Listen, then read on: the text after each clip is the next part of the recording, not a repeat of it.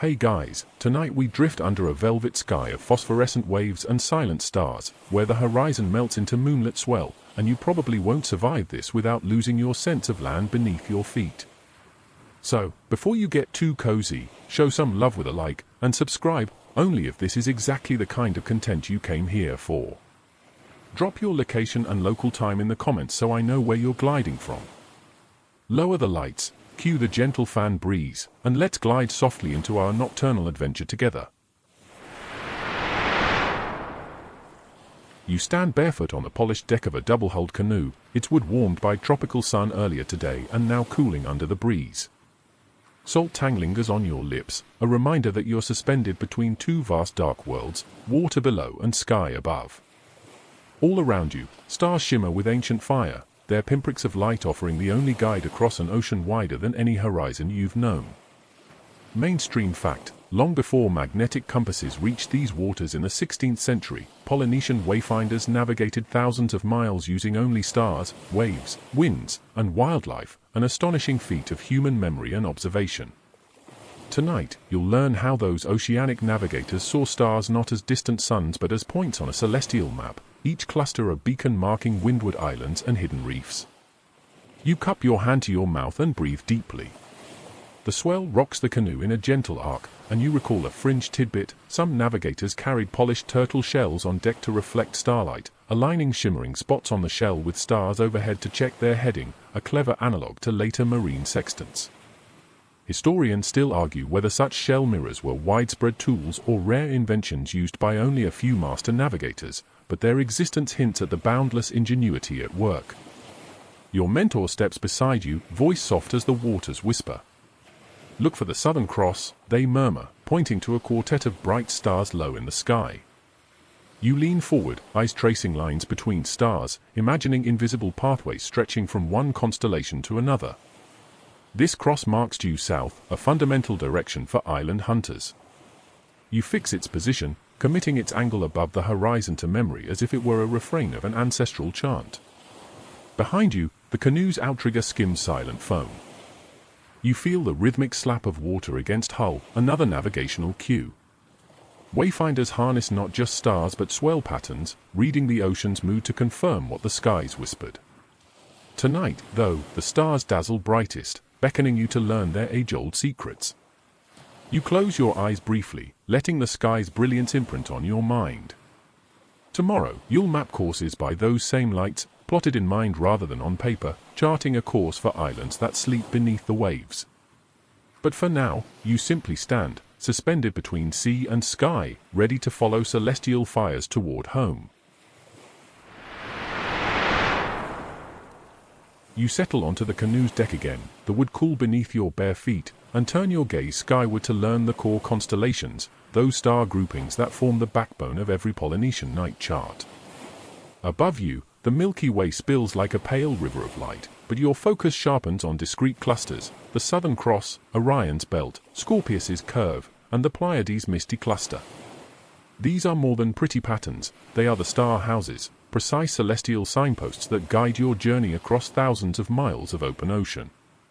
Mainstream fact: Polynesian wayfinders recognized at least 10 principal star lines, paths traced from one constellation to another, that intersected overhead at specific times of year, marking courses toward key islands like Hawaii, Tahiti, and Aotearoa. On any voyage, you'd memorize 4 or 5 of these star lines, each anchored by a prominent star or constellation.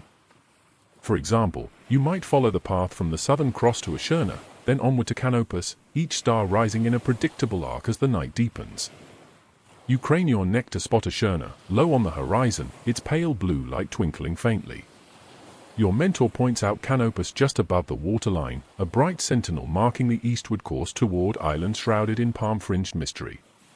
You trace an imaginary line between the two, feeling the sky's vastness contract into a navigable highway. It's akin to laying down confidence rails beneath your feet: follow the stars, and land will emerge. A fringe tidbit: some navigators carried small charts carved on coconut shells, etched with dots representing the positions of core constellations at different seasons, a mnemonic tool rather than a map. Historians still argue whether these portable star shells were widespread among canoe crews or a rare invention used only by elder masters. Either way, they speak to the remarkably tactile memory aids your people crafted. You recall that shell mirror from Section 1, its polished curve reflecting starlight. Here, etched shells capture the sky in low relief, both ingenious workarounds when paper and compasses are hard to come by. Under this starlit dome, every surface becomes a potential tool for fixing your course, from turtle shell to etched palm leaflet. The Pleiades cluster, known locally as Mutonga, glimmers overhead like a celestial fragrance. You note its position, for its rising and setting determine planting seasons and guide westward passages to distant atolls. Beneath that cluster, you can almost taste coconut and hear bird calls wafting from an unseen shore. Yet you suspend your senses, letting the Pleiades arc dictate your canoe's heading instead of longing. Next, you locate Orion's belt, 3 aligned stars cutting through the sky's middle. Mainstream fact: many Polynesian dialects name these 3 stars the Hunter's Belt or 3 guiding stars, key for journeys northward toward Fiji and Tonga. You memorize their transit times. At certain latitudes, they crest your zenith at dusk, marking the midpoint of your leg. A gentle voice at your shoulder reminds you not to rely on one star alone. Cross-checking multiple constellations ensures accuracy, especially when clouds drift overhead. It's here that the star houses truly shine. Each grouping intersects with others at predictable angles, forming a lattice of celestial highways. By mentally plotting a network of these intersections, you can judge your canoe's drift from wind and current and correct course by referencing the nearest star path. It's a high-stakes dance of memory and perception, unassisted by instruments, demanding complete trust in your mind's eye. A fringe practice, some wayfinders is said to paint their faces with powdered coral to catch starlight reflections, creating faint glows on cheeks that let them see peripheral stars without a lamp. Historians still debate whether this coral technique was a practical navigation hack or a ceremony shrouded in myth, but the idea itself underscores how intimately your ancestors melded body, craft, and cosmos. You tilt your head, letting your hair cascade like water across your shoulders, and focus on Scorpius, its bright red star Antares burning like embers. Rising low in the northeast, Antares signals a southern course toward islands where reefs shimmer beneath green waves. You imagine those reefs, brimming with fish and hidden channels, but remain mindful that one misplaced turn could strand you on a reef flat miles from open water. Stars are your truest compass here. As the canoe rocks forward, you sense the swell's rhythm echoing the arcs of these constellations. Water crests and falls beneath Orion's belt as waves rise and subside in sync with the star's nightly march. It's no coincidence, ocean swells, shaped by wind and moon, often align with stellar cycles, providing navigators an additional layer of confirmation. But tonight, the stars guide you first. You close your eyes for a moment, letting the patterns imprint on your mind's canvas. You see dots and lines like constellations in that internal space, ready to re-emerge if clouds obscure the sky. This memorized map lives within you, pulse synchronized with both heartbeats and swells. Historians still argue whether these star house frameworks developed independently across islands or spread via ancestral migrations along the Pacific Rim. Some evidence points to simultaneous discoveries in Hawaii, the Marquesas, and Samoa. Other scholars suggest a single origin, with knowledge fanning out over centuries of trading and voyaging. Regardless of origins, the result is a shared map of the skies, spanning thousands of miles of open ocean. You feel a quiet thrill as you commit another star path to memory, the trajectory from Beta Centauri through Altair to Deneb, an advanced route used only by master navigators undertaking the longest passages to remote atolls. Tonight, that route seems within your grasp, though you know you won't attempt it until you've internalized dozens more star lines. Patience matters, as does respect for the cosmos that holds you aloft. Your mentor's voice drifts back, never sail on one star alone. You glance at the Southern Cross one last time, its 4 points gleaming like a compass rose bleeding light into the sea. You bow your head, acknowledging the silent partnership between sky and canoe, between memory and fate. With that, you step forward to fetch another etched shell chart, ready to deepen your knowledge of these core constellations and star houses. Each crossing of starlight is a ceremony, a vow of trust in the heavens, and in the centuries of star-seeking souls who came before you. You lean over the canoe's rail at dusk, watching the sky deepen from rose to ink, eager for the first star to pierce the horizon and signal departure time. Here, timing is everything. As soon as the pilot star of a known star line appears above the eastern swell, you ease the canoe's paddles into the water and slip into your voyage. Mainstream fact: Polynesian wayfinders measured departure times by the heliacal rising and setting of key stars, using those moments to align canoe headings before currents and winds scattered their course.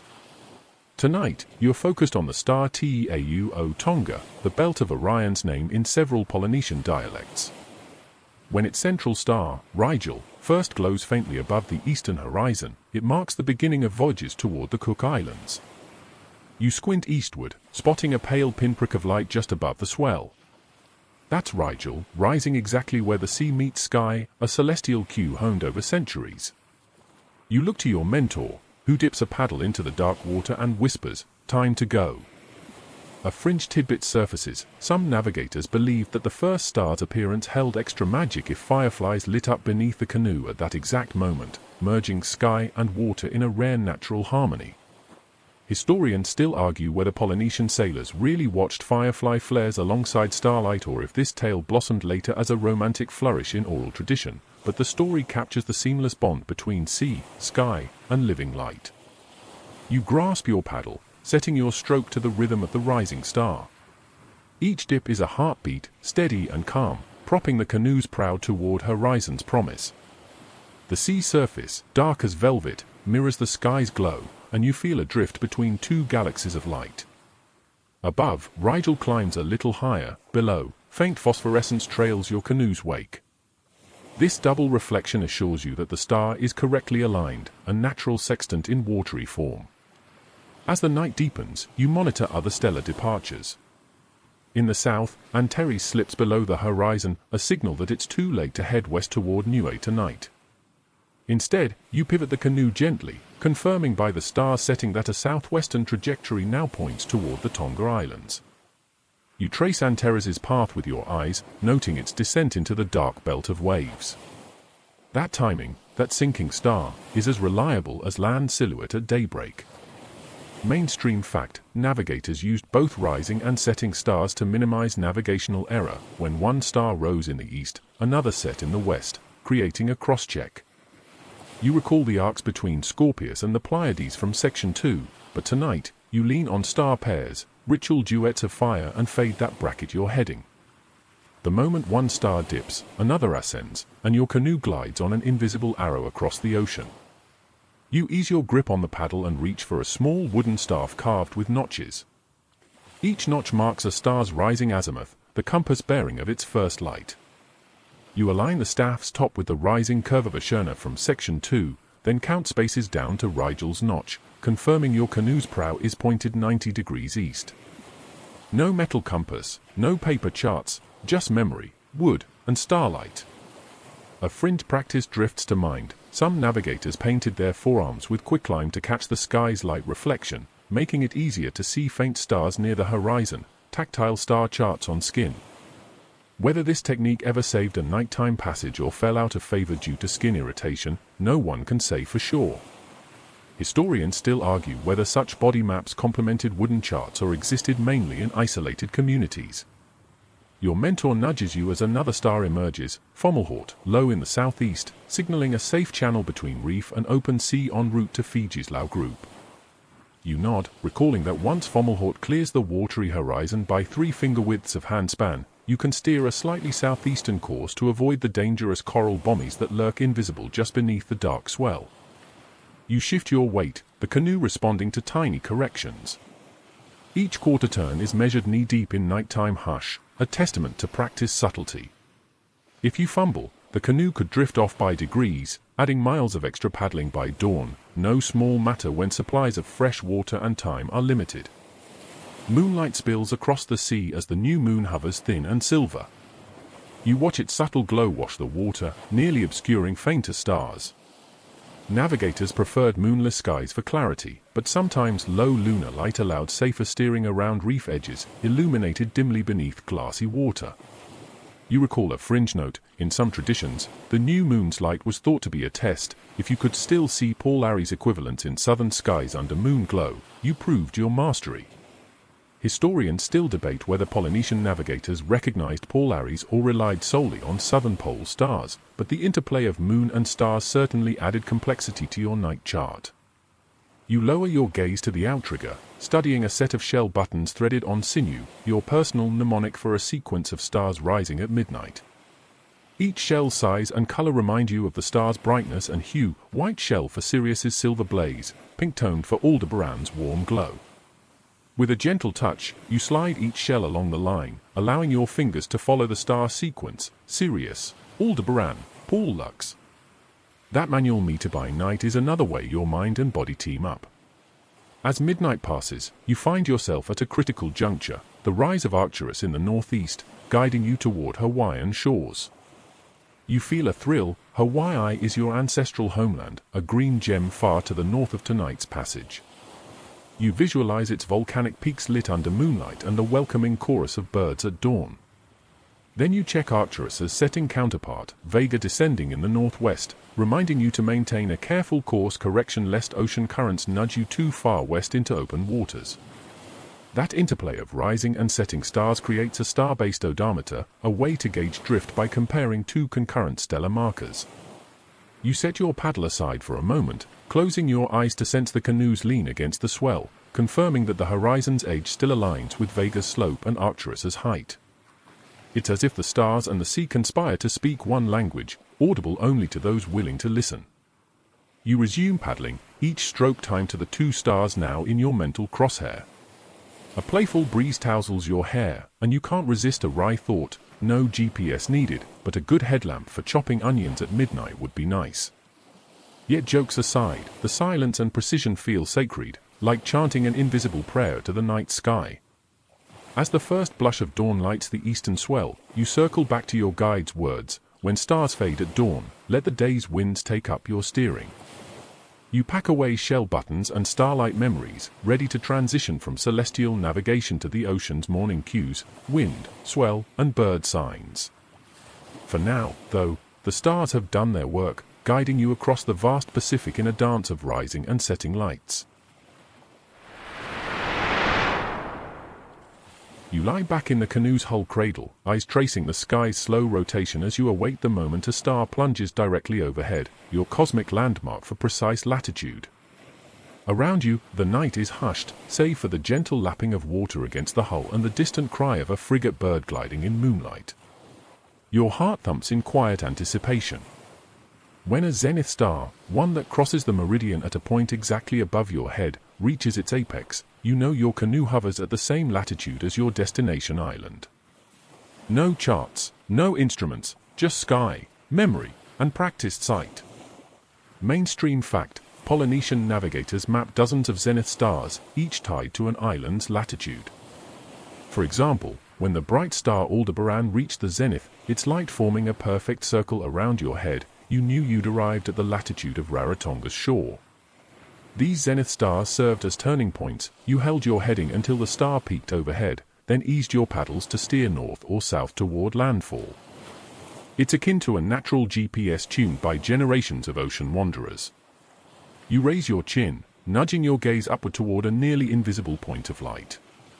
You hold your breath as that star climbs the sky's dome, edging closer to your zenith. The canoe rocks gently, the swell's pulse echoing your own. A ripple of excitement passes through you. This is the moment of certainty amid the ocean's vast uncertainty.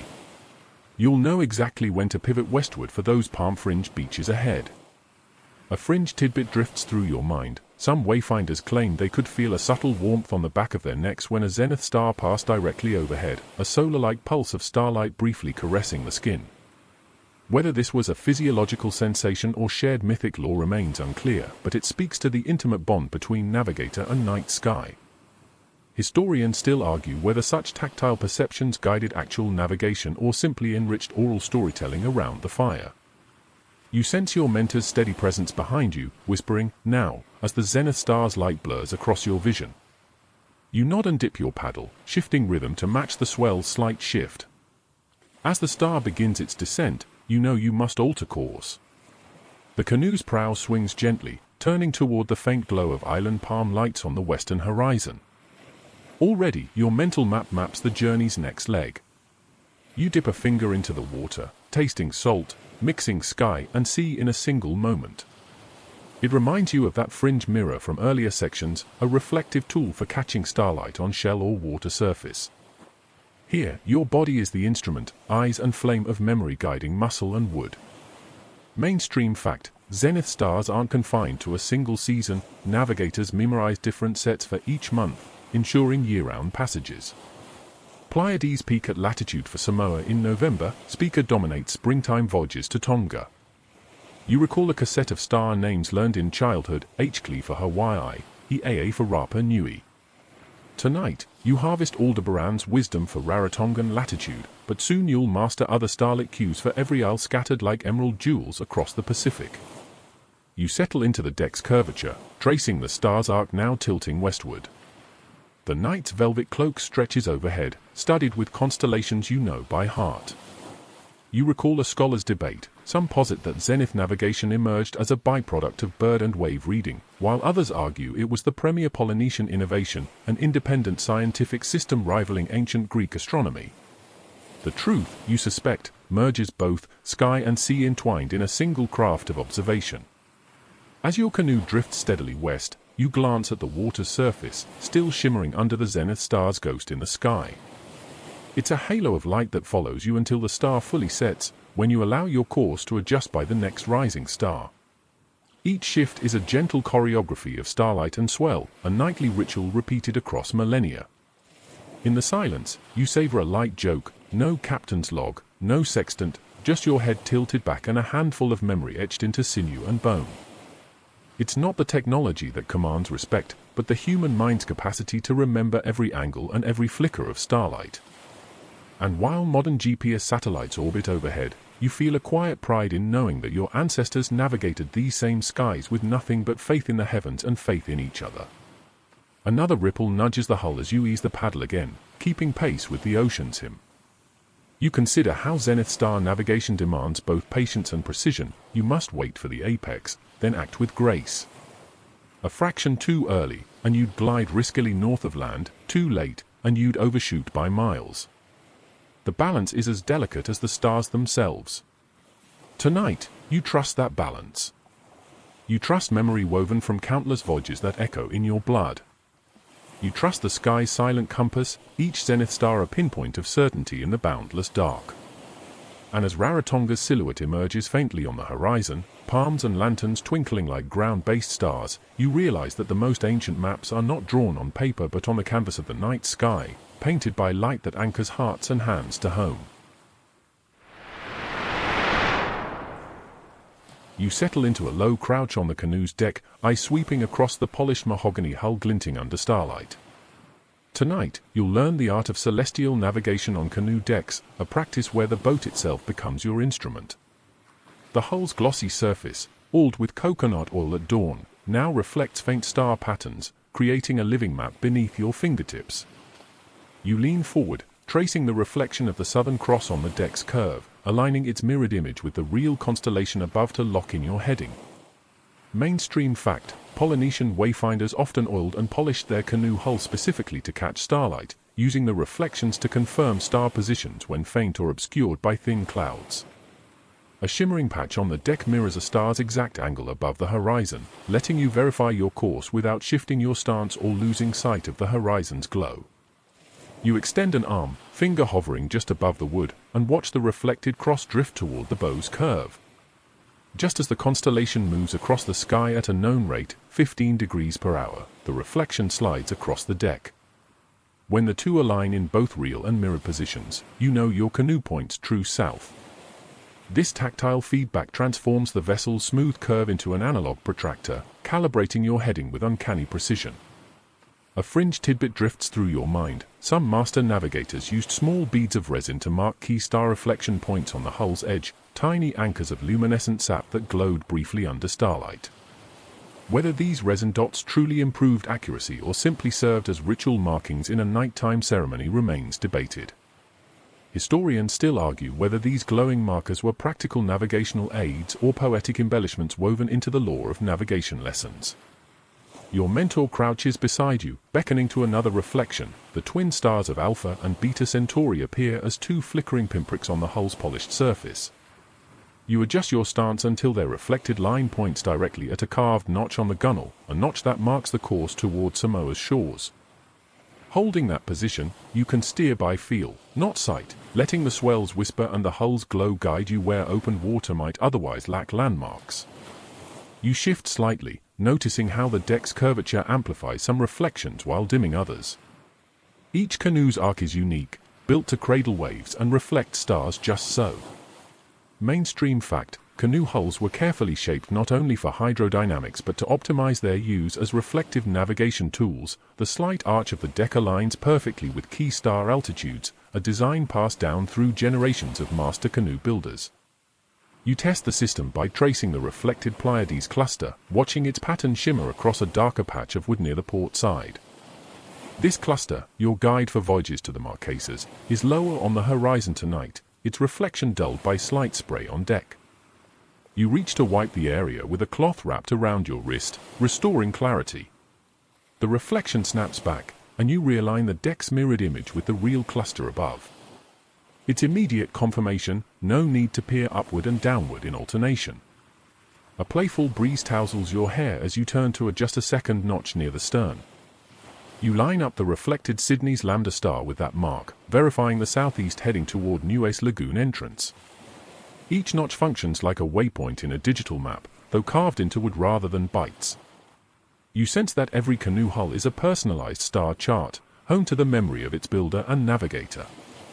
A fringe comment floats in: some navigators insisted that the hull must be oiled each night at twilight, chanting a short prayer as they smeared coconut oil over planks, an act believed to both protect the canoe from salt and spiritually sharpen its reflective qualities. Scholars still argue whether this nightly ritual served a practical purpose or was primarily a protective mantra against the ocean's caprices, but the pattern of behavior, hull care as sacred duty, speaks to the deep intertwining of craft and ceremony.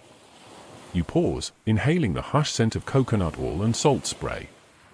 The hull beneath your feet seems alive, a glowing panel mapping the stars' march across the sky. You can almost feel the wood hum beneath your toes, each reflection a low-frequency echo of starlight. It's here that celestial navigation transcends the abstract. You're not reading charts but engaging in a dance of light, memory, and motion. Your mentor's whisper breaks the reverie: watch the reflection drift toward the reef light. You glance toward a faint glow on the horizon. The lanterns of Nuez Reef's drop, though miles away. Between the hull star reflections and the distant beacon, you hold a corridor of light guiding you home.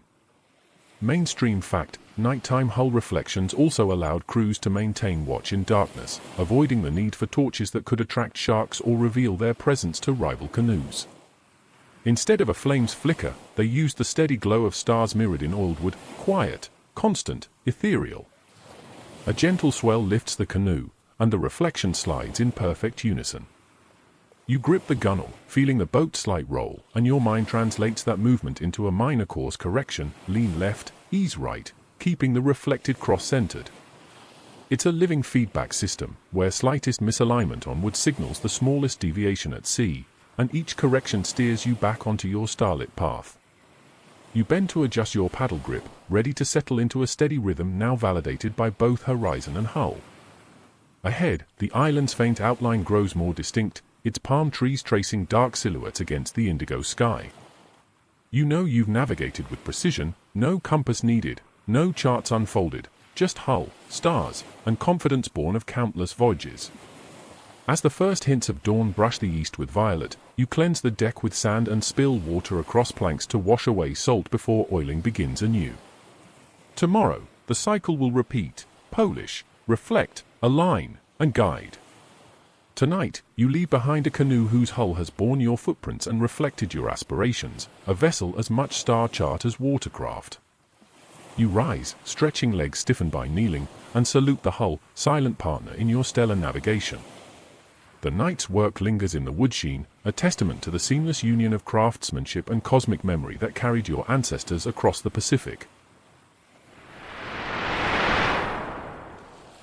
You settle into the bow seat as a gentle swell lifts the canoe's prow, each rise and fall echoing the arcs of star lines you charted earlier.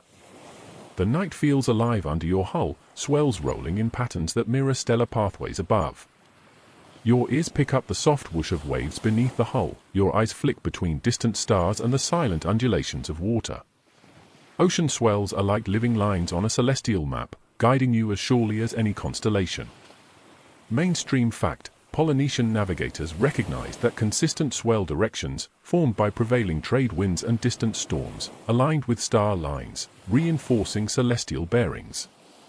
A swell from the southeast, for example, often paralleled the star path from Canopus to Oceania, guiding sailors toward Tahiti's lagoons. By reading swell sets, wayfinders could confirm their heading even when clouds veiled the sky. You lean forward, hand skimming the oncoming wave as it passes beneath the hull's gunnel. The swell lifts your finger, and you feel a subtle shift in the canoe's pitch, a reminder that water moves in rhythmic lines, a silent partner in navigation. Tonight, the ocean's pulse matches the Southern Cross's arc, from nadir to zenith, validating your course's true southward axis. A fringe tidbit arises: some master navigators trained by feeling swell patterns barefoot, memorizing the subtle textures of wave sets by the way they vibrated through the hull and into the soles of their feet. Whether barefoot swell reading was universal or a specialized skill passed from elder to youth in hidden ceremonies remains debated. Historians still argue whether barefoot techniques were practical on long voyages or primarily rites of passage within navigation schools. Your mentor's voice whispers, "Trust the swell when the stars sleep." You glance skyward. Overhead, wisps of cloud threaten to obscure core constellations.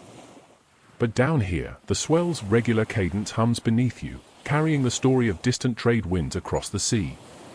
You anchor your confidence in that living pulse, adjusting your paddle strokes to maintain alignment with each incoming trough and crest. You recall Section 3's rising and setting stars, the time departures guided by dawn's first starlight. But swells never set, they circle the globe, tracing great ocean highways invisible at first glance. You tap the hull side with 2 fingers, counting the seconds between wave crests, roughly 8 seconds tonight, matching known swell periods generated by storms hundreds of miles away. That period ties directly to a star path to Rapa Nui's bright shores. Mainstream fact: wave periods at sea remain remarkably constant, reflecting the inertia of massive water columns set in motion by wind. Polynesian wayfinders catalogued swell periods, linking each to familiar star lines, an empirical tradition of oceanography long before scientific instruments.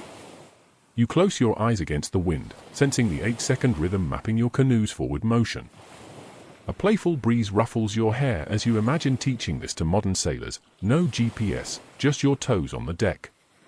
Yet beneath the jest lies reverence for an ancient science, built by keenly attentive bodies shaped by wave and wind. Your instructor once joked that the canoe was the world's first wave-measuring device: no dial needed, just a hull and a human spine tuned to swell. You shift to the outrigger side, feeling a slightly stronger nudge as the reptilian hull tilts under passing sets. That lean confirms a cross-swell from the northeast, a minor current pushing you off course. You steer slightly north by angling your paddle into the trough, balancing the swell's push with your craft's innate rock. The ocean and sky conspire, stars signal a southern course, swells buttress your heading, and your hands negotiate a living equilibrium. A fringe practice emerges: some navigators tied small goods to the outriggers, hollowed and sealed to resonate like drums under certain swell frequencies, an audible swell gauge echoing through the hull. Whether goods really rang like wave-tuned xylophones or provided a bit of campfire music remains in lore. Scholars still debate if good resonance enhanced swell reading or stayed a playful experiment among curious navigators. You track a large swell rolling in, its crest illuminated by starlight against the sea's dark canvas. Its period lengthens slightly, 10 seconds instead of 8, signaling a far-off storm's influence. Your mentor murmurs, a reminder that the ocean speaks across days and nights. You nod, sipping fresh water from your gourd, imagining storms at sea that birth these swells and set you on your path by star and wave. The canoe's hull thumps gently, each swell's gravity lifting you nearer to the reef line. The ocean's signature matches your star line memory, a swell of 8 seconds echoing Canopus's arc now merges with a 10-second set echoing Pleiades' pathway. By syncing those two pulses, you ensure you're held between two celestial corridors, one curving toward Tahiti, one angling to Hawaii. That dual swell reading is the navigator's safety net when skies grow murky. You pull your gaze from beneath the hull to the faint lights on the horizon, and US reef lanterns flicker like fireflies. The swell confirms you're on track. The stars, when they emerge from cloud cover, will confirm your heading's precision. The ocean and sky each tell half the story. Together, they speak the whole truth. As you settle into the canoe's groove, a soft joke floats to your mind. No autopilot can match this biocosmic GPS. You smile, imagining the reaction of someone aboard a modern yacht asked to close their eyes and navigate by swell alone. Yet here, under starlit sky and wave-made lullaby, you feel more navigationally certain than any GPS signal could grant. The night deepens, and clouds drift across Cassiopeia's W-shaped crown, your last fallback if the swell reading fails. But tonight, only occasional wisps blur star fields. The ocean's heartbeat pulse is clear.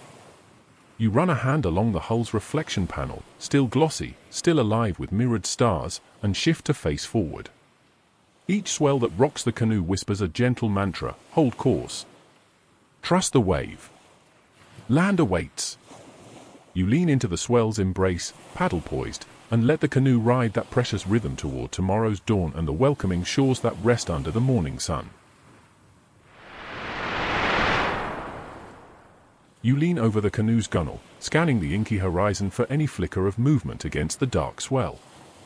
Above you, stars wheel in silent arcs. Below, waves murmur beneath your hull. But tonight you're not just watching heavens and swells, you're watching feathered messengers of land. Seabirds. When stars grow dim behind cloud banks, it's often the flight of birds that guides you toward shore, each wingbeat an echo of hidden islands.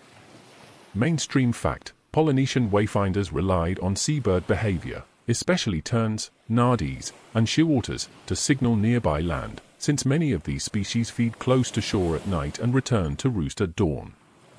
By noting a bird's direction and timing its departure from the horizon, navigators could infer the bearing of islands even when clouds veiled key stars.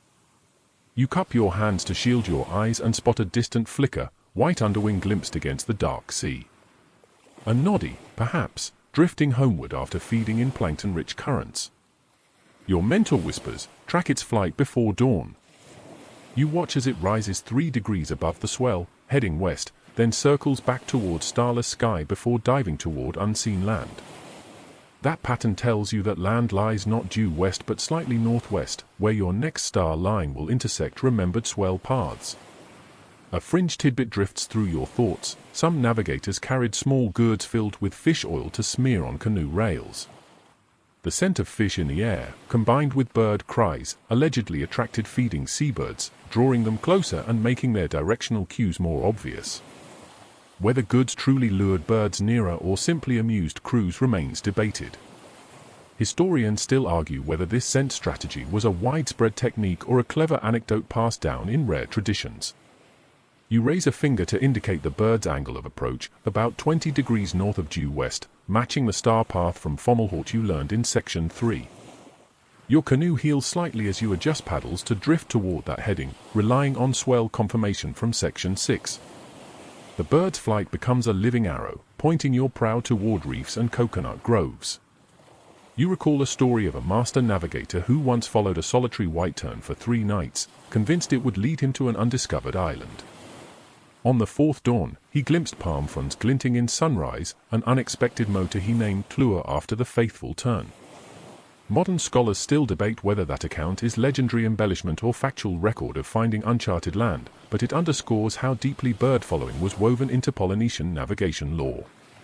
Your eyes search for other shapes in the gloom, a pair of shearwaters riding swell seams, their long wings skimming wave troughs. Shearwaters typically feed far offshore but return inland at nightfall. You watch their rhythmic flapping and note how they rise and fall in time with swell sets, a dual guide of both wave and bird. You align their flight path with the reflected star points on the hull from Section 5, triangulating your position in a silent consultation between sky, sea, and bird. Mainstream fact: nardis often roost in mangrove groves or rocky shores, while terns nest on sandy beaches, so the species you observe can even hint at the type of coastline awaiting you, reef flats or forested estuaries. Tonight's noddy suggests gentle lagoon coasts rather than jagged cliffs, refining your approach strategy and timing. A hush falls when a masked booby glides overhead, its distinctive white belly and pointed bill visible only against moonlit patches. These birds venture closer to small islands, relying on shallow waters teeming with fish.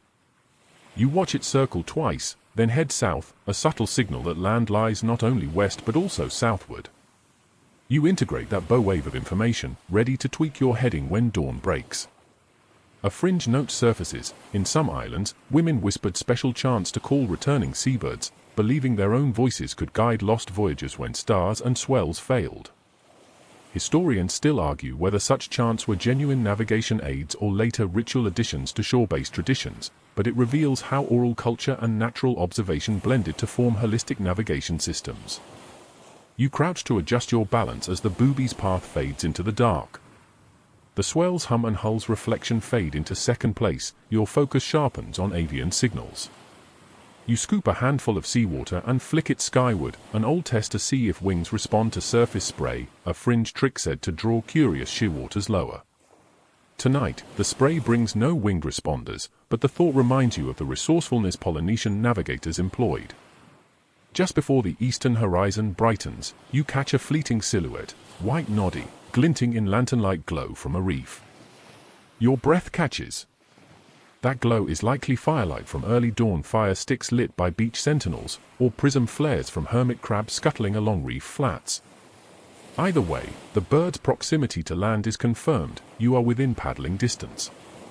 Mainstream fact, many wayfinding voyages paired bird observation with the morning chorus of land birds, frilled monarchs or lory calls, further confirming landfall. In some cases, canoes paused at nightfall when seabirds ceased appearing, resuming only when dawn's light and birdsong rippled across the water. You pause paddling, letting the canoe drift, and listen for faint dawn calls. Somewhere beyond the reef, a chorus of nest-bound terns begins, their high-pitched cries a refrain of homecoming. You lift your paddle again, smiling at the simplest, most delightful signal, birdsong trumping stars, summoning you to safe harbor. Historians still debate whether bird following was the primary wayfinding method on short hops between islands or a supportive practice when celestial cues were obscured. Evidence suggests both. Longer ocean crossings leaned heavily on stars and swells, while final approaches to reefs and islets relied on seabird activity. Tonight, you've woven both threads, stars guiding you through deep sea, birds guiding you through lagoon edges. As the sky lightens faintly, you steer toward that morning bird choir, buoyed by the knowledge that land is near. In moments, the reef silhouette will emerge, palms arching above the waves. You offer a quiet thanks to the seabirds, no instruments, no telescopes, just feathers and instinct guiding your way. You steady your paddle one last time and slip gently into water nearing the reef break, feeling bottom give way to sand under your hull. A noddy swoops low above the prow, as if saluting you for your mastery. You grin, heart light with relief, and pride in the partnership of stars, swells, and birds that carried you home. You gaze toward the horizon where sky and sea meet in a subtle gradient of ink blue fading to charcoal, and you realize navigation extends beyond stars and swells into the mutable realm of clouds and reflections. Out here, cloud banks often crown hidden islands like spectral islands in the sky, their shapes mirroring the landmasses below. When you spot a persistent cloud formation bobbing above a reef, you know land silhouette lies just beneath its drift. Tonight, you'll learn how these floating markers, along with shimmering reflections, affirm your stellar bearings, guiding you closer to shore when stars hide behind veils of mist. Mainstream fact, Polynesian wayfinders recognized that certain cloud types, known as reef clouds, form above islands as moisture-laden winds rise off warm lagoons and condense at lower altitudes. These flat-bottomed cloud banks hover predictably over reefs and atoll chains, visible even on moonless nights as a faint grey smear against the darker sky. By noting a stable cloud bank's position and comparing it to your starline heading, you refine your course by degrees, ensuring you don't overrun the reef or drift into open water. You lean forward, resting an elbow on the hull, eyes peeled for the telltale cloud stripe that arches low in the west. At first it's a ghostly smudge, but then moonlight glances off its undersurface, making it glow like a submerged lantern. You murmur a light joke, no lighthouse needed when nature's got radiance built in. Beneath that cloud bank lies the reef lip, a break in the swell you felt earlier. Tonight you're grateful that clouds stick to land like barnacles, offering you a second opinion when stars play hide and seek. A fringe tidbit surfaces. Some navigators carried small pots of crushed red coral to sprinkle into the air ahead of departure, believing the coral dust would seed more obvious reef clouds downwind of their target. Whether that practice ever coaxed extra cloud cover or just made the canoe smell like a jewelry shop is unclear. Historians still argue whether such coral sprinkling was widespread or a quirky local tradition, but it underlines your ancestors' willingness to experiment with nature's whims. You settle back and watch the horizon's reflection on the water's mirror-like surface, spotting a second cue, a distant phosphorescent glow where shallow lagoon waters reflect bioluminescent plankton below. This subtle shimmer often precedes reef breaks and sandy shallows, a living reflection of land's fringe. You trace the glow with a finger, noting how it shifts as the canoe rocks, each sway intensifying the flicker and confirming the reef's arc. You whisper another quip, not quite Vegas, but this light show can save your life. The canoe glides closer, your senses heighten. You recall Section 6's swell reading and Section 7's bird signals, but now you merge those data with cloud and reflection cues. A stable reef cloud to port, a plankton glow to starboard, and a swell pattern repeated every 8 seconds, together they form a navigational trifecta that spells landfall in the next half hour. A scholar once wrote that cloud bank reading was less an art and more a form of island weather forecasting, but you know it's both, observation logged by eye and memory, passed from elder to apprentice in hushed nighttime lessons. Yet historians still debate whether cloud cues were primary navigation tools or merely supportive when celestial and swell guides faltered. In your experience, clouds often save the day when the sky's star fields grow murky. You lean in closer to the reflection, testing the water's surface with a fingertip. A ripple distorts the shimmer, reminding you that glassy seas make better mirrors. Tonight's calm water is a blessing. During rougher passages, reflections vanish, and you rely more on clouds and stars. But now, the reflection of a low-hanging reef cloud drifts across the deck's North Star mirror, an echo of the sky above that confirms you're heading for the final approach.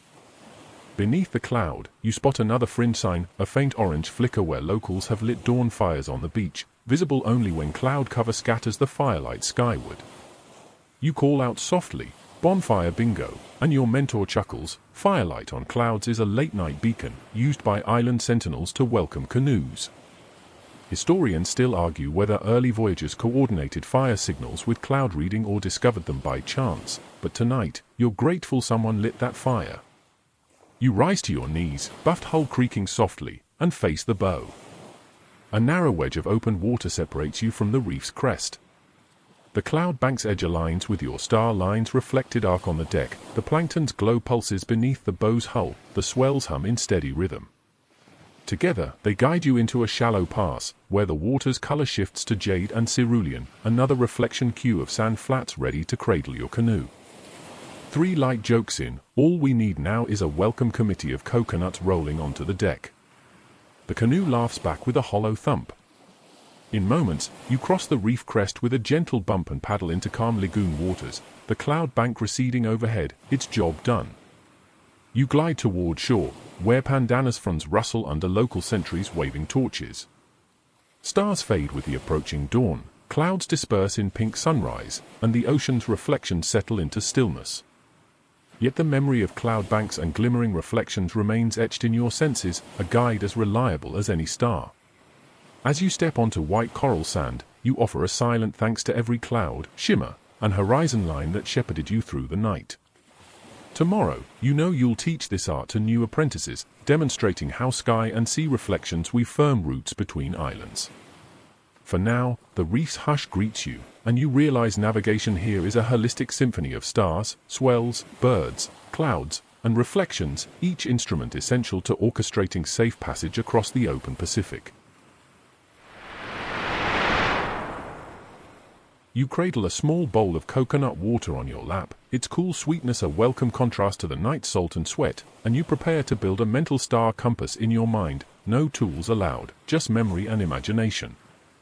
Close your eyes for a moment and picture a circle of stars overhead, each point marking a direction you've memorized: Southern Cross at 6 o'clock, Pleiades at 9, Antares at 12, Acherna at 3. Rotate that compass mentally as the canoe swings on the swell, recalibrating your heading whenever the deck's reflections or a reef cloud guide you true. Mainstream fact: Polynesian navigators didn't write down star positions. Instead, they formed vivid star compasses, imaginary wheels of directions anchored by over 60 named stars and horizon points. By visualizing these compasses, practitioners could navigate continuously through cloudy patches, switching between stars seamlessly. This cognitive map, encoded in memory, functioned like a leather and wood compass rose carved into their minds. You inhale the ocean air mix, letting its brine and breeze sharpen your focus. In your mind's eye, the mental compass wheel glows faintly, stars at cardinal and intercardinal points, each linked by invisible spokes. You rotate the wheel dusk by dusk, season by season, letting each star's transit sweep your compass around its circle, ensuring that even when none of the sky's key beacons are visible, you retain an internal sense of direction. A fringe note surfaces. Some navigators claim they taught apprentices hand gestures, subtle wrist rotations and finger taps, to mimic compass turns under a blanket of stars, a form of nonverbal star language. Historians still argue whether these gestures were practical classroom tools or ceremonial relics of navigation schools, but they underscore the deep embodiment of star compasses in Polynesian culture. You envision the wheel spokes linking the Southern Cross to Fomalhaut, Acherna to Aldebaran, Pleiades to Sirius, each pair forming a calibrated star line you've navigated earlier. The wheel's outer rim represents horizon houses, landmarks like sunrise points at solstices and lunar rising positions. Even the moon's phases slip into that mental wheel, adjusting for its tilt against stellar backgrounds. With practice, you spin this compass without opening your eyes, relying on memory to anchor your heading. Tonight, though, you keep your eyes open, tracing the mental compass onto the sky. You pivot softly in your seat, aligning your shoulder with the Southern Cross's current bearing. The canoe rocks, you imagine the compass wheel turning gently, stars sliding past its rim. You test it by glancing at the hull's mirrored reflection of the cross, confirmation that your mental alignment matches physical orientation. It's a holistic check: mind, body, and craft in synchrony. Later, when clouds obscure the sky for a half hour, you lean back, eyes closed, feeling the canoe's slight eastward lean from wind drift. You rotate your mental compass to adjust a 6-degree correction to starboard, based on remembered swell period and last known star anchor. You nudge the rudder log with your foot, a subtle push that realigns prow and compass in one fluid motion. Mainstream fact: mental star compasses allowed navigators to sail through monsoon clouds and heavy rain bands common in Pacific wet seasons, achieving remarkable accuracy even without visual stars. Oral accounts detail voyages of over 1,500 miles with landfall within sight of islands, testimony to these cognitive tools' effectiveness. You open your eyes as the clouds part, revealing Arcturus lifting above the horizon, a star you mentally placed at the compass's 2 o'clock position. You check its reflection on the deck's wet sheen and adjust the compass wheel's rotation slightly to realign. Back to trimming swell drift, you stroke the paddle in time with the canoe's sway, each movement guided by that invisible compass. A playful aside crosses your mind: no battery required, but a good memory and a clear mind are non-negotiable. You chuckle softly and run a finger over your temple, as if tuning your internal gyroscope. Then, settling into rhythm, you trace another mental arc from Arcturus back to the Southern Cross, completing a full circuit that affirms you've maintained proper heading for hours. Your mentor's voice drifts through the night air. When the mind's compass falters, let the bark compass of your hull guide you back. You nod, appreciating how mental and material compasses intertwine, wood and starlight, hull and mind, each reinforcing the other. In the final stretch toward dawn, you spin your mental compass faster, checking rising Pleiades in the east and setting Vega in the west, ensuring you hold your reef pass corridor. As seabirds cry in the pale light, you translate the compass's wheel into paddle strokes, each quarter turn of the wheel a gentle course correction. When the first bright glow of the island's lanterns appears, your mental compass fades into restful memory, it's work done for now. You've woven a web of star lines, cloud banks, swell patterns, bird flights, and reflections into a living geometry of the Pacific night. As dawn flares on the horizon, you fold your hands in your lap, letting the canoe drift gently toward the sandy shallows. You breathe deeply, tasting fresh land in the air like coconut-scented perfume. The mental star compass rests in your mind, ready for the next voyage under tomorrow's starlit sky. You settle onto a driftwood log beneath a towering pandanus grove, its fronds whispering in the warm trade wind breeze, a night classroom scented with salt and frangipani. Around you, a circle of apprentices mimics your posture, each head tipped back, eyes scanning the same patch of sky you know like the lines on your palms. This is the slow, sensory training of star lore by moonlight, where every breath tastes of promise and every whisper becomes a lesson. Mainstream fact: traditional Polynesian navigation schools, known as halau on some islands, gathered novices after dusk for months-long training, using oral chants, star charts made from sticks in the sand, and hands-on practice at sea and on shore. These were formal sessions led by master wayfinders, ensuring knowledge transmission across generations without written scripts, an educational system as ancient as the first ocean voyages. Your instructor, a weathered master whose eyes sparkle like twin stars, begins with a chant. Names of constellations roll off her tongue in melodious rhythm, each syllable a note in a celestial symphony. You feel the chant's cadence in your chest, synchronizing with a low lap of waves against reef, a living metronome for memory. You echo the names softly: H-Klee, Mutonga, Hoku Pae. A fringed tidbit surfaces. Some apprentices dip their fingertips in crushed kukui nut oil before tracing star lines in the sand, believing the slick texture helped their fingers glide over drawn patterns, enhancing muscle memory. Historians still argue whether kukui oil truly made tracing easier or if it was a ceremonial act symbolizing enlightenment by starlight, but you can't help noticing your fingers still feel faintly scented with nutty warmth. Tonight's lesson focuses on timing, mastering the hour angle of Polari's equivalents in southern skies. Your mentor teaches you to recite a chant that pairs star names with drum-like slap claps on your thighs. Each clap marks the exact moment a star reaches a predetermined altitude, embedding that timing deep in your mind. You join in, clap H clare clap Mutonga, your body becoming a living chronometer. You recline further, leaning against a wooden post topped with a carved star compass, etched decades ago by your mentor's mentor. Its spokes radiate from a central sunburst, each tip pointing to a star rise-set angle. You trace one spoke with your finger, feeling the notch against skin, committing its direction to memory. It's a tactile lesson, not just seeing stars, but touching their map. Your instructor instructs you to close your eyes and visualize a star's transit from rising to setting. You feel a gentle breeze shift as the moon arcs above, and in the hush, you imagine Rohua's fiery glow traversing the sky's dome. You picture its path etched onto your closed eyelids, a mental photograph anchored in pulmonary rhythm, each inhale linking to that star's rising, each exhale to its setting. A casual aside drifts through your mind, no textbooks permitted, but some apprentices recited star lore while grinding coconut flesh at dawn, believing the repetition infused both mind and spirit. Whether coconut grating truly boosted memorization or simply gave hands something to do during long chants is debated among scholars, but the practice underscores how movement and memory intertwined in your training. Your mentor guides you to a rough stone slab laid on sand, its face etched with miniature star patterns and phases, tiny holes that hold grains of sand marking star positions at specific dates. You sprinkle sand into those holes, each grain representing a star's rising azimuth on equinox night. Then you tilt the slab, letting excess grain slip off, leaving only sand in the deep notches. It's a physical simulation of star positions, a three-dimensional chart you can hold and study without shifting your gaze skyward. Mainstream fact: such sand charts, Papa HK, were used for teaching seasonal star positions to novices, offering a portable, low-tech model of the night sky. They required careful maintenance, protecting them from wind and water, so they often lived in thatched huts, preserved by keepers who guarded their secrets. Today, only a few remain, most were abandoned when written astronomy arrived. You handle the chart gingerly, tracing the sand knots with a feather to preserve their shape. Your mentor smiles and says, "Touch the stars with caution."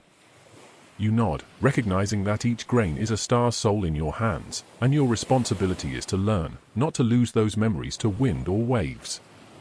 Next, the lesson shifts to coordinating swells with star chants. You rise and face the ocean, marking the pattern of a long-period swell, its 7-second interval matching the rising of a certain star cluster. You clap once for each swell, your body learning the ocean's language in tandem with the skies. It's a dual lesson, star lore and swell lore, inseparable guides carved into muscle memory. The night deepens, and you barely notice the hours slipping by. Your senses sharpen. You taste salt on your tongue as the chant's melody loops, you feel the hull's gentle sway beneath your feet echoing the swell's message, and you smell the faint smoke of a driftwood fire lit to keep mosquitoes at bay. Each sensation cements the star lore more firmly in your mind. Your mentor pauses, offering a water good. You sip, savoring the cool sweetness. She whispers, "Never learn at dawn, moonlight is the teacher's torch." Whether moonlight truly aids memory or simply preserves darkness for stealth during voyages remains debated, but you respect the saying's power. You sip again, letting the water anchor the lesson. Finally, you lie flat on your back, helm against lantern-lit sand, and chart a full star dome in your mind, from the Southern Cross at your chest to the winter triangle above your feet, every star imprinted in kaleidoscopic alignment. You recite their names in ascending order of azimuth, your voice soft in the night air, each syllable a spark that lights a dark corridor in memory.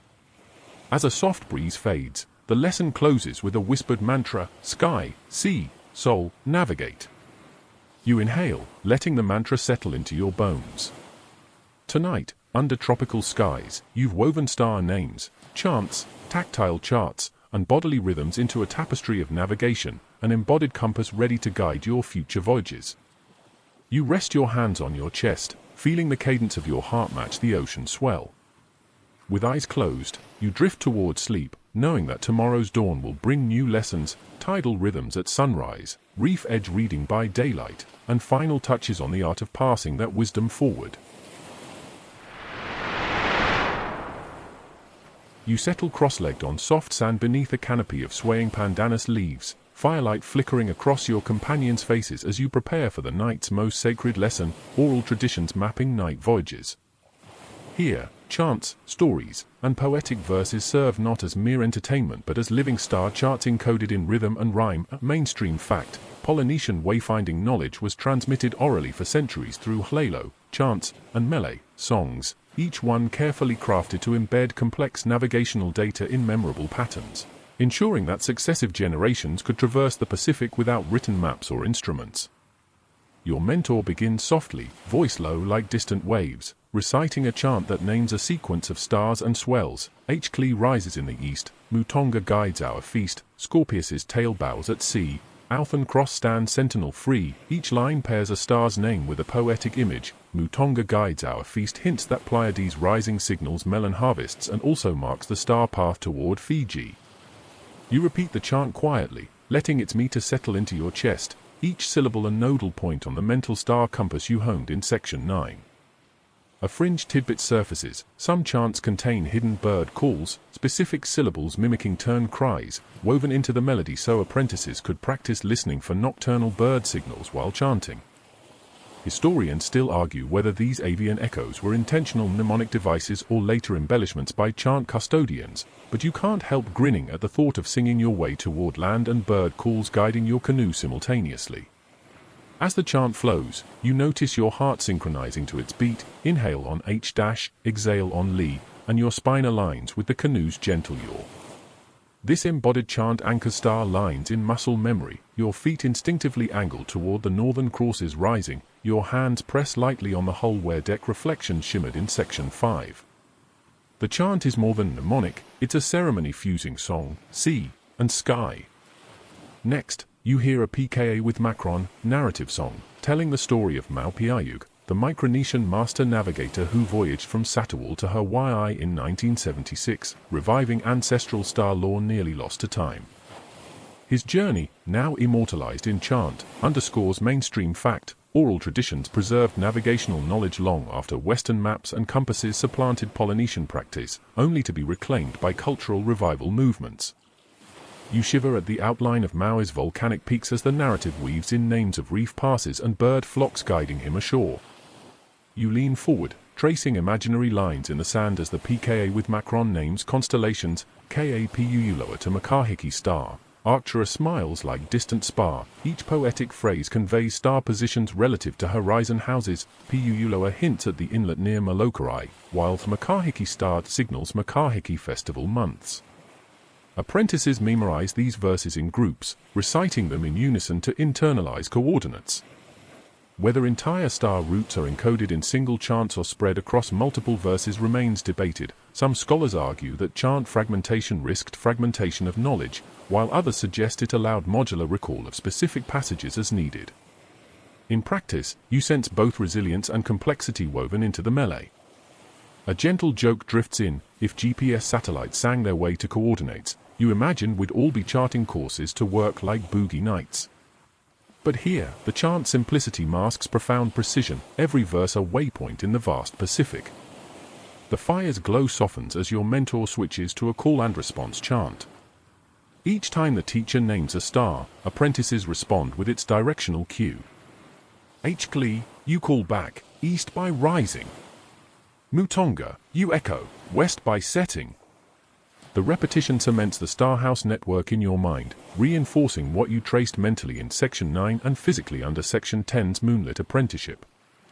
You lean into each call, letting the communal rhythm become your navigational rhythm. Mid-chant, a sudden breeze sweeps phosphorescent spray onto the deck, call it cosmic applause. You feel that spray coincide with the rising of Sirius from Section 3, a watery reflection of starlight dancing on wood. Instinctively, you nod and slide a shell bead along your memory cord, from Beta Centauri's position towards Sirius's new nod, using both chant and reflection to confirm the next leg of your route. Mainstream fact: call and response chanting serve dual purposes, memorization and community bonding, ensuring that when a lone navigator faced the vastness of open ocean, the collective memory of Halau supported them. Some islands even employed chanting circles at sea, passing verses between helmsmen so errors could be caught and corrected mid-voyage. Historians still debate how often chants were used in live sea voyages versus only in shore-based instruction, but evidence suggests both scenarios occurred. You pause mid-sun tracing to listen. A distant drone of a puili, bamboo rattle, signals the end of one chant and the start of another focused on seasonal star transitions. This seasonal Melelui, a national song, outlines how constellations shift with Earth's tilt, witching hour verses guiding late-year voyages north, equinox stanzas steering spring expeditions south. You learn that star lore is not static, it evolves with astronomical drift and cultural adaptation. That flexibility kept your ancestors on course even as night skies shifted subtly over centuries. A fringe note: some chants include directional metaphor, like comparing star constellations to paddles splashing in tandem, hinting that paddle strokes themselves could mirror star rhythms. Whether any canoe crews actually paddled in sync with chants remains unclear, but the metaphor ties movement to melody, turning every stroke into a line on the star compass. As the final verse fades, you sit back with a satisfied sigh. The circle of apprentices disperses into night mists, each carrying chants folded into heart and mind. You feel the chants echo in your breath and bloodstream, a living map ready to guide you when stars, swells, birds, clouds, reflections, and mental compasses need reinforcement. Your mentor taps the sand chart etched earlier, reminding you that tonight's oral tradition lesson completes the navigation trifecta: sky, sea, and song. You rise, brushing sand from your knees, and offer a quiet mahalo, thank you, to the master and to the stars that lend their names to these verses. As you climb into the canoe for the final run toward home, you smile at the thought that your ancestors carried navigation in voice and memory before charts were drawn, before colonial compasses arrived. Their song remains the truest star chart of all, a human melody mapped across the ocean's canvas. You drift on a lazy current beneath a tapestry of stars, the canoe's hull whispering against the swell as you test your bearings for an unexpected mission, rediscovering lost islands that vanished from memory and maps alike. Tonight, your quest hinges on stellar markers, your only guide to atolls swallowed by shifting sands or erased by tidal change. You lean forward, letting the air taste of salt and possibility, ready to track the faintest hint of land by starlight. Mainstream fact: early European explorers catalogued dozens of atolls once inhabited by Polynesians, places like Tione and Nan Madol, that later travelers failed to find, leading maps to excise them from charts. Yet oral tradition spoke of those islands for centuries, preserved in star path chants and ancestral lore. Rediscovery required matching those chant star lines with real-world coordinates, a stellar archaeology that pointed to reefs long believed lost. You cup your hands around your mouth and holler an ancient chant, Te-Ioria to Tautai's wake, where Scorpius dips for land to make. The swell carries your voice, and you imagine those stars forming arrows across the night, leading back to home lost and found. It's a literary GPS, star names fused with navigational verbs, passed by word of mouth when ink charts failed. A fringe story drifts through your mind. Some elder navigators claimed that on moonless nights, a phantom island glowed under the Southern Cross's shadow, visible only when specific stars aligned just so, almost like a mirage of the mind. Whether this ghost island ever took solid form beneath canoe keels or remained a poetic flicker in tales is uncertain. Historians still argue whether these phantom sightings reflected navigators' hope for lost homelands or genuine geomagnetic phenomena creating optical illusions at sea. You lean back, tracking the courses for bright points as they pivot through darkness. Below, the reflection on your polished deck shimmers, mapping the stars' dance. You recall Section 4's zenith stars guiding latitudes. Tonight, you seek the moment when a star, say, Antares, crosses directly over the canoe center line, marking the latitude of a vanished atoll. When that star peaks, you'll know you're on the right north-south axis for Tione, even if its reefs lie hidden beneath uncharted waters. Your mentor murmurs, "Listen for the dolphins." Sure enough, a soft pod of spinner dolphins surfaces near the hull, arcing through starlit spray. Dolphins often feed near submerged reefs, another living clue to lost land. You feel for that fringe notion. Some wayfinders wore bits of dolphin bone in their hair to call pod guides closer, a controversial charm some elders claimed boosted their odds, though skeptics dismissed it as superstition. Historians still debate whether such animal attraction methods ever aided real rediscovery or simply enriched the mythic tapestry of navigation. You paddle gently, coaxing the canoe along the star line carved in your mind. The nights have grown cooler, and the hush of waves feels sacred, like pages turning in an ancient manuscript. You recite another chant, Rigels glow at due east, reef tides flow where waves decrease. It's a mnemonic rhythm tying star appearance to ocean swell patterns. Smaller swells often indicate shallow reefs breaking wave energy. By combining celestial and oceanic cues, you layer intelligence that compensates for any missing piece in the puzzle. Suddenly, you flash a light low across the swell, a soft glow designed to mimic phosphorescent plankton stirred by waves. In Section 8, you noted how plankton reflection signaled shallow reef edges. Now you use the same trick in reverse, hoping to glimpse returning plankton trails around submerged reef flats marking the lost atoll. A faint gleam drifts toward the canoe's bow, confirming the presence of shallow water ahead. You can almost taste the damp coral beneath the future dawn. Mainstream fact: when U.S. Navy surveyors in the 19th century sought Sunken Isle, a Polynesian name for an island submerged by volcanic activity, they used lead line sounding and lunar distance methods, but often failed in rough seas. It took 2 modern rediscovery expeditions using GPS and multibeam sonar to confirm a reef matching ancestral starlines beneath 50 feet of water. Your voyage echoes those high-tech hunts, yet relies solely on stars, swells, and skill. You adjust your paddle and glance up at the winter triangle of Sirius, Procyon, and Betelgeuse, knowing that Betelgeuse's descent marks your due west heading to intersect the atoll's longitude. You grin at a private joke, no satellite imagery needed, just red supergiant glow. Yet jokes aside, it's a testament to celestial brilliance guiding you to a reef unseen by maps for centuries. The sky thickens with cloud banks along the northern horizon. You lean on your mental compass from Section 9, spinning its wheel in your mind's eye to account for obscured star lines. You rely briefly on ocean swells, 8-second patterns from tropical storms off west, to maintain course until stars emerge. Even when skies fail, memory and swell keep you true. A fringe detail surfaces. Half a moon ago, your mentor sprinkled a pinch of crushed pandanus leaf into the canoe's bow, believing its scent would attract land birds at dawn, whose calls could confirm the atoll's shoreline. Whether birds obey scented lures or simply follow instinct remains disputed. Historians still argue if scented lures were practical navigation aids or ceremonial acts entwined with preparation rites, but the mere concept highlights the holistic mix of nature and culture in wayfinding. As you near the chain of small islets marked by faint wave breaks, the water grows opaque with stirred sand, a final sign that reef flats lie beneath. You let the canoe drift, listening for bird song.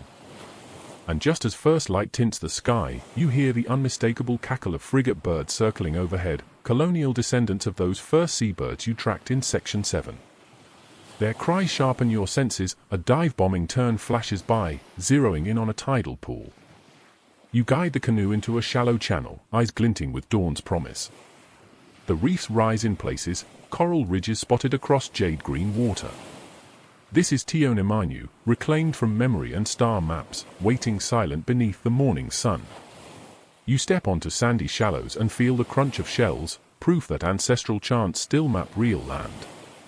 You kneel, laying a hand on bleached coral, marveling that stars, swells, clouds, reflections, birds, and chants converge to restore a piece of your people's heritage.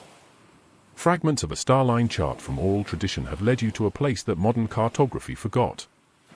You whisper a chant of gratitude, stars guide home, reef shine by foam. Historians still argue whether sustained colonization of such reclaimed atolls ever resumed or if rediscovery voyages served solely as cultural pilgrimages, but you know this journey's value transcends occupancy. It reconnects past to present, mind to map, and soul to star. As the sun rises fully, you climb back into the canoe, reef behind you, stars fading overhead. The lost island is found, its name restored to memory and maps alike, thanks to an unbroken lineage of starlight seekers and ocean whisperers. You smile, heart full of wonder and gratitude for every flicker of light that guided you home. You step onto the deck of the modern H. Clee, its sleek hull glinting under floodlights at the harbor, and feel the gentle thrum of tradition beneath your feet. This isn't a replica museum piece, it's a living vessel reborn for the 21st century revival of starline voyaging, a testament to ancient knowledge meeting modern stewardship. You're about to witness how contemporary navigators rebuild ancestral techniques to sail again by stars alone. Mainstream fact: in 1975, the Polynesian Voyaging Society launched the double-hulled canoe H. Clee to prove that Pacific ancestors had intentionally settled distant islands using non-instrument navigation. That first voyage, guided by Micronesian master navigator Maupiayug, sailed from Hawaii to Tahiti across 2,500 miles of open ocean without compass or GPS, a pivotal moment that sparked a resurgence in traditional wayfinding. You recall that triumphant landing, reporters crowded on shore, and the astonishment when H. Clee's crew stepped onto Tahiti's beaches exactly where ancient chants predicted. It was living proof that star compasses and swell readings remain reliable. Tonight, you move amid a circle of apprentice navigators learning in the same night schools your ancestors taught, but with a twist. Alongside shell charts and chants, they study digital star maps on tablets. Fringe tidbit: some instructors use apps that overlay starline diagrams on live night sky images, allowing novices to compare cultural star compasses with GPS-derived coordinates. Historians still argue whether these apps dilute the purest tradition or serve as learning scaffolds, but your heart leaps when you see students toggling between flashlit screens and naked eye sky gazing, bridging eras. You lean in to watch Nainoa Thompson, H. Clee's master navigator, trace imaginary lines above the deck, naming star clusters in Hawaiian and English. H. Clee rises east by east, he murmurs, then turns to digital simulation showing the same rise on screen. You sense the gentle sarcasm in his tone, just like Grandma taught me, but with 21st century backup. It's a reminder that technology can honor rather than replace tradition. Under his guidance, apprentices practice mental star compasses, Section 9, chanting verses, Section 11, and hull reflections, Section 5, then cross-check with electronic heading indicators. You chuckle softly at a private joke: no satellites were harmed in this lesson. Despite the tech, you see respect in their eyes. They know that when clouds close in, a flickering tablet screen won't save them, but a well-memorized chant or swell reading just might. The modern revival extends beyond H. Clee. Across the Pacific, Maori navigators revive Waka Hurua in Aotearoa, guided by Te Oria and Nga with Macron Tokim Toranga canoes. You listen as an elder from New Zealand recounts a 2014 voyage from New Caledonia to Maya via star routes, remarking, "We reclaimed our waka and our souls." Mainstream fact: the Maori Voyaging Trust has trained dozens of guides using both Maori star lore and modern meteorological data, creating a navigation curriculum that spans centuries. You feel that curriculum's breadth in each apprentice's steady gaze. A fringe practice bubbles up. In some revival workshops, navigators incorporate experimental night vision goggles to study star visibility under cloud cover, an ironic twist on naked eye navigation. Whether those goggles saved any voyages or tempted reliance on devices remains contested. Historians still debate if such gear undermines the purity of traditional wayfinding or simply offers safety netting for daring expeditions. Either way, you admire the willingness to experiment. You recall the passive swell studies of Section 6 when crew members deploy small wave buoys behind the canoe to record swell periods, modern sensors logging data to mobile devices. Tonight, a young apprentice reviews that data ashore, correlating swell signatures with star patterns. It's oceanography born of tradition. You whisper to yourself, who knew wave sensors could feel like family heirlooms? Across the lagoon, you spot a new generation constructing a replica canoe on Vavor in Tonga, guided by Tongan elders. They carve hulls to exact ancestral specifications, deck arches tuned for reflections as in Section 5. You laugh when you see one apprentice accidentally oiling the deck too thickly, causing starlight to pool like waxy puddles instead of crisp reflections. An elder quietly reshapes the varnish, whispering, "Every builder must learn the right sheen." Even in revival, mistakes teach. The modern revival also embraces ecology. Voyages now carry scientists researching plastic in gyres, coral health, and climate impacts, all under sail by stars and swell. A climate researcher on board reminds you that ancient navigation once taught respect for ocean currents as living highways. Today, those same routes serve environmental guardianship. Historians still argue whether mixing scientific missions with cultural revival dilutes either cause or fuels broader awareness. You watch GPS trackers transmit canoe positions to classrooms worldwide, igniting kids' imaginations far from any reef. Late into the night, apprentices gather under darkness for a final demonstration, plotting a night's route with star charts alone, then setting off on a short passage around the lagoon. No apps. No instruments. Just memory and trust. You stand at the stern as they depart, bosuns calling out star names in chorus, H. Mutonga, Aldebaran. The canoes fade into blackness, hulls gleaming under faint moonlight, a fleet of luminous shadows guided by revived star lines. As you watch them vanish, you reflect on the revival's essence, honoring ancestral ingenuity while weaving in modern tools when needed, ensuring that when the world forgets ancient skyways, people can still sail by stars alone. This living tradition, rooted in chance, craft, and celestial wonder, evolves yet endures, a gift reborn for any who dare to look up and trust the light overhead. You drift beneath a wide band of stars, recalling every lesson so far, but tonight you turn your gaze inward to the origins of Polynesian navigation itself. How and when did those first ocean wanderers learn to read the sky? You feel the hull's gentle rocking beneath you, a living echo of ancestral voyages, as you ponder the beginnings of a tradition that stretched across thousands of islands. Mainstream fact: archaeological evidence points to the Lapita culture, around 3,500 years ago, as the first seafarers in the Pacific. Their distinctive pottery shards found on scattered atolls from the Bismarck archipelago to Tonga, evidence of purposeful exploration rather than accidental drift. These early voyagers carried their culture, and crucially, their navigational smarts, into uncharted expanses of open sea.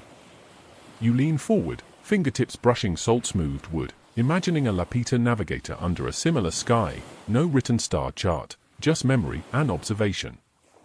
A fringe tidbit floats through your mind. Some legends claim that early Polynesians tamed flying fish, then released them at sea as biological direction markers. If the fish swam toward your canoe, follow that heading for land.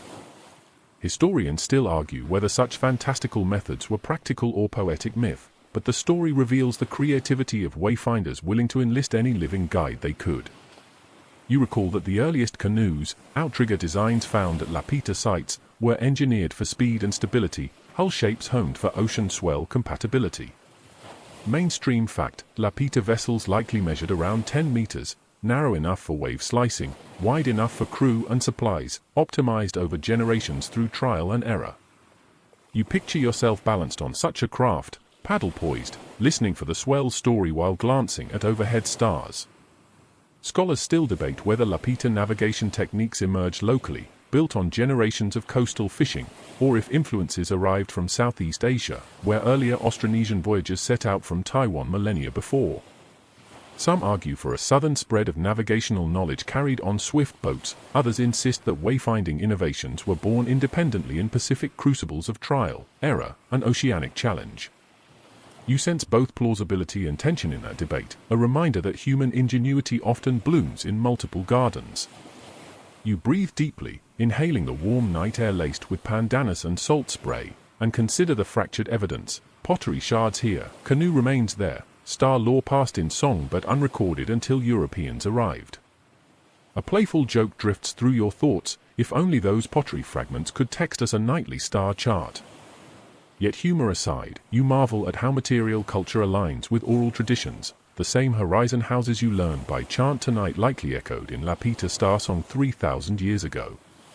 Next, you envision a mental time machine, placing yourself on an early voyage from Vanuatu toward Fiji, following star arcs you now trace mentally.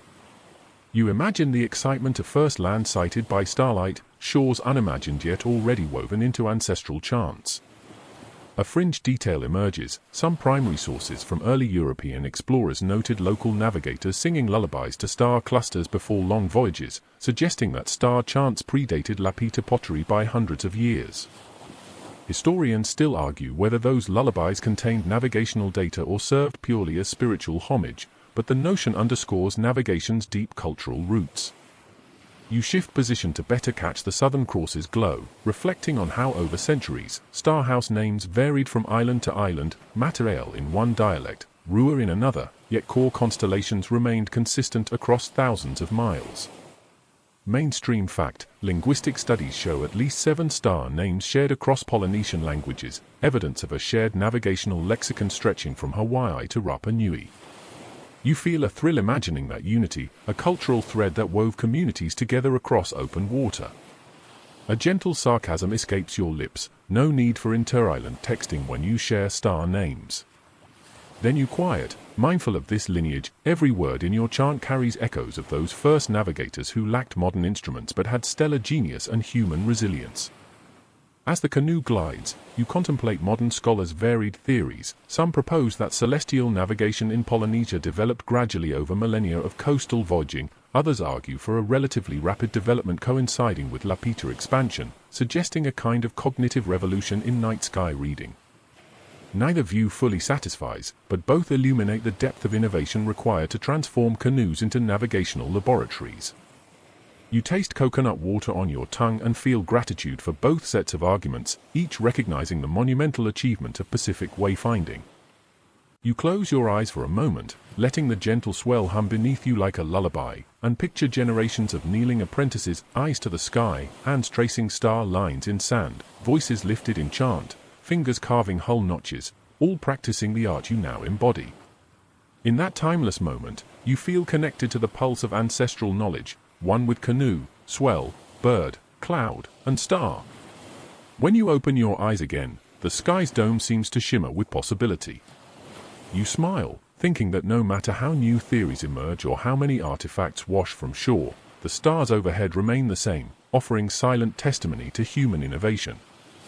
You steady your paddle and dip it into the water, carrying forward a tradition born in mists of prehistory and still alive under the Pacific sky.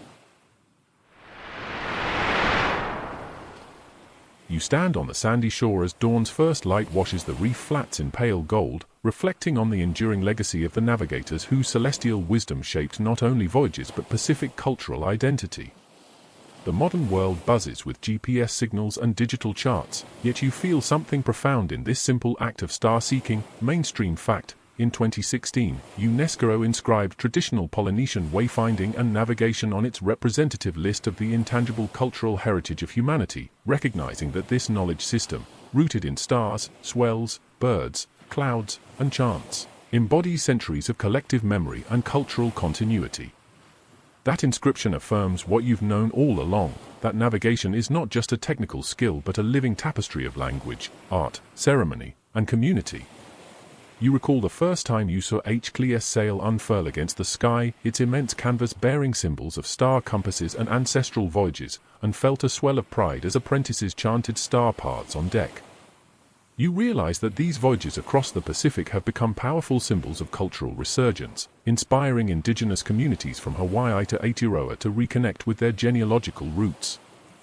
In schools, students learn star lore alongside math and science, festivals celebrate swells and stars with canoe regattas and nightly chant circles under open skies. A fringe detail surfaces. In some villages on the outer islands, elders still whisper that at the summer solstice, when Pleiades rises at midnight, a secret canoe song emerges from the wind in the palms, a melody only the truly initiated can hear. Historians still argue whether such folkloric phenomena represent genuine ancestral memory or mystical embellishment, but these stories underscore the sacred dimension of navigation, where the line between myth and mapping blurs into communal identity. You watch as apprentices trace star compasses on the canoe's hull with glowing poi balls, their movements mirroring constellations overhead, an artistic expression that transforms navigation into performance art. These nightly ceremonies draw tourists and locals alike, weaving economic opportunity into cultural preservation. Yet some scholars caution against commodification, arguing that turning star lore into show tourism risks diluting its spiritual significance. Others contend that sharing the art with outsiders spreads awareness and fosters respect, ensuring that the knowledge survives in a rapidly changing world. In many Pacific communities, navigational revival has sparked language revitalization, for chants and star names exist only in ancestral tongues. Learning star lore becomes a gateway to restoring indigenous vocabulary, grammar, and worldview. You remember hearing a chant where each star's name aligns with a proverb about unity and persistence, words that resound far beyond navigation, resonating in daily life and collective resilience. Contemporary navigators also engage in climate activism, using traditional voyage routes to document rising sea levels and coral bleaching. They sail under starlight guidance to remote atolls threatened by erosion, raising global awareness of environmental change. Mainstream fact: the Polynesian Voyaging Society's Mlama Honua, to care for our island Earth, circumnavigation from 2014 to 2017 combined traditional navigation with scientific research, covering 47,000 nautical miles and involving 250 scientists studying ocean health and climate impacts. This voyage illustrates how ancestral star knowledge can inform modern stewardship and ecological ethics.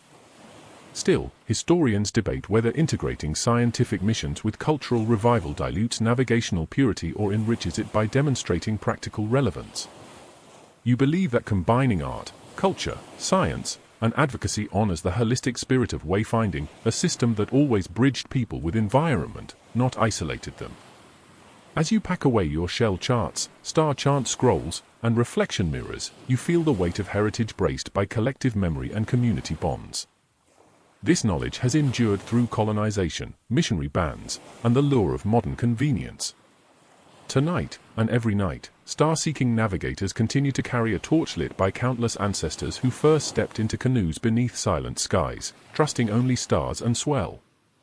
You take a final look at the horizon where sky meets sea, knowing that every star you've learned is a beacon of identity, a proof that culture can thrive when guided by memory, creativity, and respect for nature. Your own journey, shaped by these lessons, will ripple outward as you teach others to chart courses both on water and in life, honoring the legacy of star-seeking explorers who taught us that the world is connected by lines drawn in starlight. The sky softens now, the first fingers of dawn brushing the ocean in gentle hues of rose and lavender, and it's time to let the night's lesson settle into your mind and body like soft sand beneath your feet. You've traced star lines across vast seas, felt swell beneath your hull, followed birdsong and cloud banks, woven chants into memory, and stood at the prows of canoes guided by ancestral wisdom. Breathe deeply. Inhale the salt-sweet air of homecoming, exhale the tension of navigation's demands. Your heartbeat slows to match the ocean's pulse, each gentle thump a reminder that you are part of a living tradition, one that sees no boundary between self and sky, between community and cosmos. Let your eyelids drift heavy. Picture the star compasses spinning overhead, constellations arcing like ceremonial banners across the heavens. Hear the chants echo softly in your memory, each syllable a seed of knowledge ready to bloom in dreams. Feel the canoe's wooden deck cocooning your weary feet, its warm grain imprinting the map of your journey onto souls and soul alike. You're safe now, cradled by tomorrow's soft glow and the promise of uncharted horizons. Each star line you've memorized is a thread in a tapestry of belonging and purpose, connecting islands, generations, and hearts across the Pacific's embrace. Close your eyes. In this tranquil afterglow, the world falls away until only starlight remains, silent, steadfast, eternal. And as you drift into sleep's gentle arms, carry one truth with you, that navigation is not merely a path across water but a route into self-discovery, culture, and kinship under the vast, unending sky. Good night, wayfinder.